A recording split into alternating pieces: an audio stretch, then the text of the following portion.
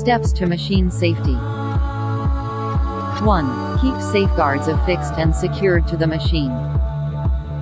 2. Lockout. Tag out the machine when guards need to be removed for adjusting or cleaning. 3. Lubricate machine with guard on. If removal is needed, shut down, lock out and keep a safe distance away. 4. Do not operate the machine if guards are damaged, missing or provide inadequate protection. 5. Long hair, jewelry, gloves and loose clothing are entanglement hazards and should be kept away from machinery. 6. If there's a problem with the guard, stop operation, and promptly tell your supervisor.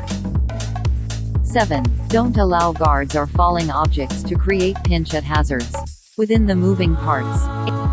8. Never leave work area while parts are moving. 9. Only operate machine with guards in place. Use alternative guarding methods if needed. 10. If you are unfamiliar with machine safety or proper guard use, get supervision involved to assist you. Hope you have learned from this video. Consider subscribing my YouTube channel. Here I post videos daily related to new job openings, fire safety and industrial safety. Thanks for watching the video.